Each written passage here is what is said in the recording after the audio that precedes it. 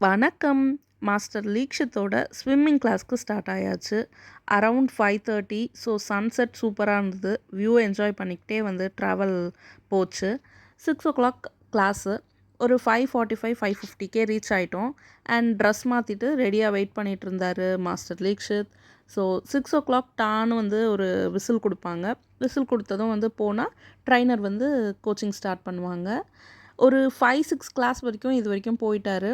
ஸ்டார்ட்டிங்கில் வந்து தண்ணியில் விளையாட போகிறோன்ற ரொம்ப ஆர்வமாக இருந்தார். ஸோ நல்லா வந்து ஹாப்பியாக போனார். ஒரு 5, 6 கிளாஸ் ஆனதும் வந்து என்னாச்சுன்னா, அவங்க சொல்கிற டெக்னிக்ஸு இதெல்லாம் என்னால் ஃபாலோ பண்ண முடியல. எனக்கு ஸ்விம்மிங் கஷ்டமாக இருக்குது. என்னால் வந்து கோப் அப் பண்ண முடியல. அவங்க இன்ஸ்ட்ரக்ஷன்லாம் எனக்கு வந்து ரொம்ப ஹார்டாக இருக்குது அப்படின்னு சொன்னார். 5 தான் ஏஜ். ஸோ வந்து கொஞ்சம் கஷ்டப்படுவார் அப்படின்னு நினச்சோம். ஆனால் ரொம்பவே கஷ்டப்படுறாரு. அழுகுறாரு ஆக்சுவலி.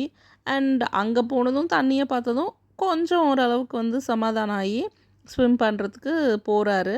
கொஞ்சம் கொஞ்சமாக கற்றுக்குறாருன்னு நினைக்கிறோம். ஆனால் வந்து என்ன பண்ணுவாருன்னு தெரியல. ஒரு 3 மாதத்துக்கு வந்து நாங்கள் வந்து போட்டிருக்கோம். இந்த 3 மாதம் பார்க்கலாம். அதுக்கப்புறம் கண்டினியூ பண்ணுறத வந்து உன் இஷ்டம் தான் அப்படின்னு சொன்னாலும், பார்த்தீங்களா சூப்பராக வந்து ஆடிட்டுருக்காரு. கரையில் உட்கார்ந்தா நல்லா தான் விளையாடுறாரு. ஸ்விம்மிங்க்கு சொன்னால் அவங்க வந்து சொல்கிறது இப்படி பண்ண சொல்கிறாங்க, அப்படி பண்ண சொல்கிறாங்க, கஷ்டம் அப்படின்னு அடம் பிடிக்கிறாரு.